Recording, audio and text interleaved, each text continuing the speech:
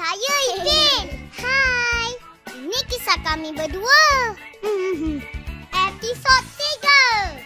Nikmat. Nak tahu apa jadi seterusnya? Nak.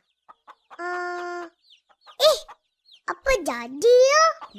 Kan masa tu kau kejut ke aku. Betul.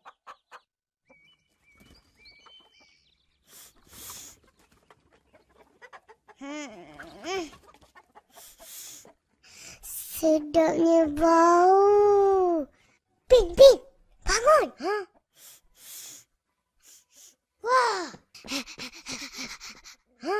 Wah, banyaknya makanan. Sedapnya.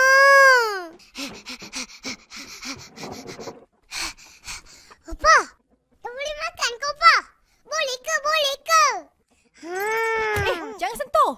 Tak boleh lagi. Kita kena tunggu maghrib. Sekarang pergi mandi dulu. Alah, bila nak makan ni? Dapatnya. Entahlah, terseksa perut kita kau, Upin kan? Mandi tu jangan minum air. Alah, Kak Rusni. Semuanya tak boleh. Macam tahu-tahu je. Korang tengok apa tu? Ni tengah tunggu azan maghrib. Tak pernah pun korang tunggu azan. Alah, kau ni bising Macamlah tak tahu. Dah. Jom. Dah nak buka ni. Nyam. Nah. Allahu Akbar, Allah. Dah boleh buka dah. Yeay, dah boleh makan. Nanti. Baca doa dulu. Bismillahirrahmanirrahim. Amin. Pendeknya. Ini doa orang lapar. Baca betul-betul. Bismillahirrahmanirrahim.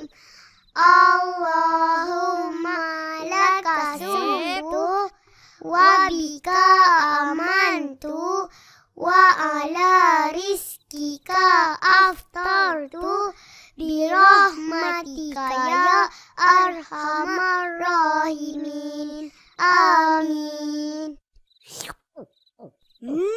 Ipin. Minum air dulu.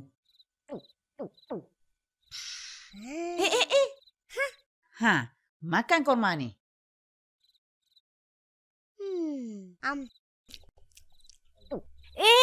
Nanti. Alah, Kak. Apa lagi? Alah, Kak. Dah. Ish, Ros. Suka mengacau adik kau. Nah. Kak bagi lagi satu. Makan pelan-pelan tau. Jangan gelojoh.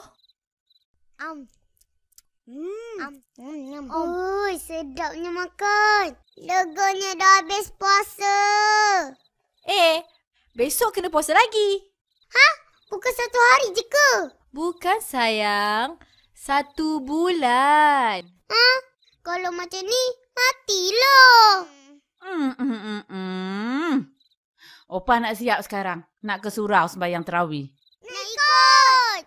Nak ikut? Pergi siap cepat. Dah tidur. Sian cucu-cucu aku. Keletihan. Baru 1 hari berpuasa.